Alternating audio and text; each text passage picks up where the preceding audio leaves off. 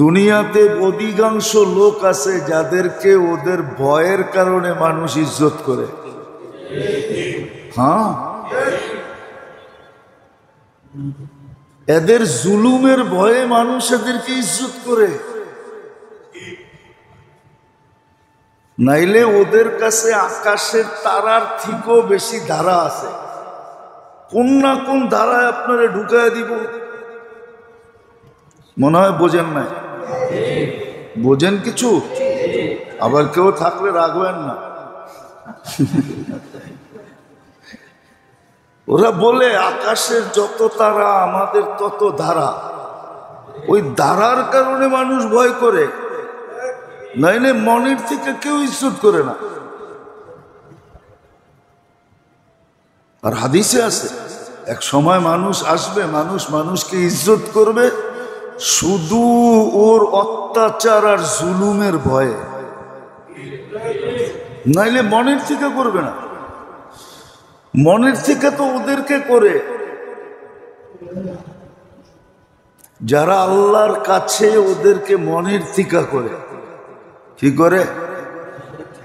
মুখ দিয়া বলে না, কিন্তু মন বলে কর, ইজ্জত কর। যদিও প্রকাশ করে না, কিন্তু মনে মনে বলে না। তো আল্লাহর থেকে দূরে সরলে জীবনের মজা চলে যায়। যেমন আজকে আমাদের জীবনে মজা নাই।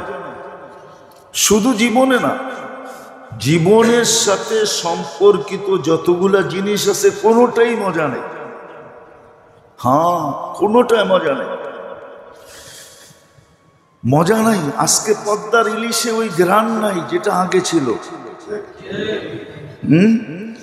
এক বাড়িতে ভাজলে পুরো গ্রামে খবর হইতো, ঠিক না? আজকে দেশি ডিমে ওই গ্রান নাই যেটা এক বাড়িতে ভাজলে 2, 4, 10 বাড়ি খবর হইতো ডিম বাজতেছে। আমাদের তো মনে আছে, আমরা গ্রান পাই তো ছুটে যেতাম গ্রামে, ওই বাড়িতে ডিম বাজতেছে, চল যাই।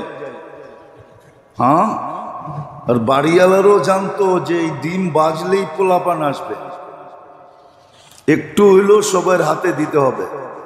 গ্রাম ছিল, গ্রাম নাই। বরকত উঠে গেছে, কোয়ান্টিটি আছে, কোয়ান্টিটি বাড়ছে, খুব বাড়ছে, কিন্তু কোয়ালিটি নষ্ট হয়ে গেছে। আল্লাহর থেকে দূরে সরলে কোয়ালিটি নষ্ট হয়ে যাবে। তো যেটা বুঝাইতেছিলাম যে আসলে যাকে সবচেয়ে বেশি স্মরণ করা দরকার ছিল, শ্বাসে শ্বাসে, মুহূর্তে মুহূর্তে, কদমে কদমে। এই জন্য একটা কথা আপনারা শুনছেন মনে হয়, কিন্তু ভাবেন নাই। একটা কথা শুনছেন যে বলছে আল্লাহওয়ালাকে বলে যাকে দেখলে আল্লাহর কথা মনে ওঠে সে, আমাদের ফাজাইলের কিতাবে লেখা আছে, আল্লাহওয়ালাকে যাকে দেখলে, বোঝা গেল বেশভূষাটাই এরকম যে বেশভূষাই বুঝায় এই লোকটা আল্লাহর কাছে। এই জন্য বেশভূষা পর্যন্ত দিছিলেন। বেশভূষা বোঝেন? আরে বেশভূষা বোঝেন কি? পোশাক আশাক, চেহারা সেহারা এরকম বানাও যে মানুষ দেখা বোঝে এই লোকটা আল্লাহর কাছে, আল্লাহ স্মরণ ওঠে তাকে দেখলে। যেমন কিছু মানুষ দেখলেই বোঝা যায় যে সে নামাজি, কিছু মানুষ দেখলেই বোঝা যায় সে দিনদার, কিছু মানুষ দেখলেই বোঝা যায় সে হুজুর, ঠিক না? এই বেশভূষাটা এই জন্য দিছেন। এই বেশভূষা বুঝায় যে এ আল্লাহর কাছের মানুষ। হ্যাঁ, এমনি দেন না আপনার বেশভূষা, দাড়ি আল্লাহ এমনি দেন নাই, এই জুব্বা সুব্বা এমনি দেন নাই, পাগড়ি সাগড়ি এমনি দেন নাই। এটা দেওয়ারও একটা কারণ আছে। তো যেটা আমি বুঝাইতেছিলাম যে যাকে সবচেয়ে বেশি স্মরণ করা উচিত ছিল, যাকে সবচেয়ে বেশি সঙ্গে নেওয়া দরকার ছিল, যার কাছে হওয়া সবচেয়ে বেশি দরকার ছিল, এর উপরে কোনো দরকার নেই। আর আল্লাহ বলেও দিয়েছিলেন, ওয়াজাত্তানি ওয়াজাত্তা কুল্লা শাই। তোকে যদি দুনিয়ায় পরিশ্রম করতেই হয়, উতলুবনি তাজিদনি, দুনিয়ায় যদি কোনো জিনিসের তালাশ তোমার থাকে বা তুমি করতে চাও, আমাকে তালাশ করো। লাভ কি হবে? উতলুবনি তাজিদনি। বাকি দুনিয়ার জিনিস পাওয়া না পাওয়া, এটার ভিতরে দুইটা সাইডই আছে, পাইতেও পারো নাও পাইতে পারো। পাইলেও মন মতো হইতে পারে, মন মতো নাও হইতে পারে। এই জন্য একটা জিনিস দেখবেন, হাস্যকর যদিও, কথা বুঝানোর জন্য বলতেছি, প্রেমের বিয়া কিন্তু বেশি দিন টিকে না।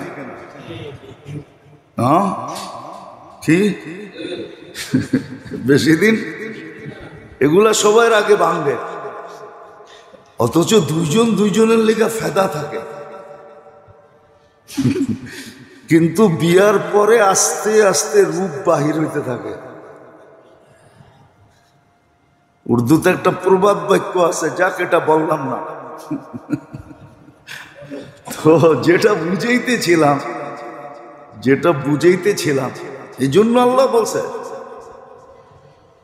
তোমার যদি পাওয়ার শখই থাকে আর চেষ্টাই থাকে, তাহলে কোনটা পাওয়ার জন্য চেষ্টা করবে এটা বলে দিছে, আমাকে পাও, উতলুবনি তাজিদনি।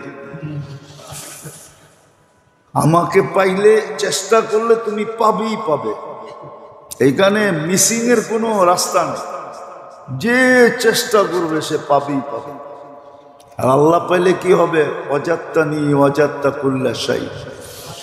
আল্লাহ বলে, আমাকে পাইলে সব জিনিসের স্বাদ তোমাকে আমি পাওয়ায় দেব, সব জিনিসের মজা তুমি পাবে। এটাই এনজয়। সত্য সত্য সত্য সত্য। আমি না অনেক আগে বলছি, আমার এখানে অনেক কান্না আছে, শুধু নামের কারণে। নাম, আজকে ইসলাম আমাদের ভিতরে নাই। ওই হাদিসই সত্য, লা ইয়াবকা মিনাল ইসলামি ইল্লা ইসম। যেরকম দোলাই খালে খাল নাই, শুধু নাম আছে। আমাদের ভিতরে ইসলাম নাই, শুধু নাম আছে। আর এই নামের বরকতে সারা দুনিয়াকে এখনো কাদায় দেয়। আমি এরকম মানুষ চিনি, নার্স মুসলমান হয়ে গেছে শুধু এটা দেখা। স্ত্রীর বাচ্চা হবে, আমেরিকাতে নিয়ম হলো রুগীকে হাসপাতালে দিয়া চলে যাবে। বাচ্চা হবে, বাঁচলে বাঁচলো, সবকিছু ওরা কমপ্লিট করে আপনাকে 2 দিন 3 দিন পরে ফোন দিবে, আপনি এসে নিয়ে যাবেন। কিন্তু স্বামী তো নাছোড়বান্দা, ভর্তি করছে ঠিক, কিন্তু সর্বক্ষণ দাঁড়ায় আছে। তো সবাই জিজ্ঞেস করছে, তুই দাঁড়ায় আছিস কেন? তোরে বুঝাইছে, বল তোর শরীরের একটা অঙ্গ অর্ধেক যদি কোথাও থাকে, তাহলে আর অর্ধেক ওর সাথে থাকবে না পৃথক থাকবে? বলছে শরীর তো একটা, এটাকে তো অর্ধেক করা যায় না। তো বলে, এ তো আমার অর্ধাঙ্গনী। কি অর্ধেক অঙ্গ না? তো আমি ওর থেকে পৃথক থাকি কি করে? ও তো 10 মাস কষ্ট করলো আমার বাচ্চার জন্য, আমি ওর জন্য 2 দিন কষ্ট করতে পারবো না? এই স্বামী স্ত্রীর ভালোবাসার টান দেখা, এটা ইসলামই আছে, আর কোথাও নাই। ওই নার্স মুসলমান হয়ে গেছে, বলছে আমি মুসলমান হইলেও কি আমার স্বামী হইলেও এরম করবে আমার জন্য? বলছে অবশ্যই। এটা আমাদের ইসলামের নীতি। মুসলমান হয়ে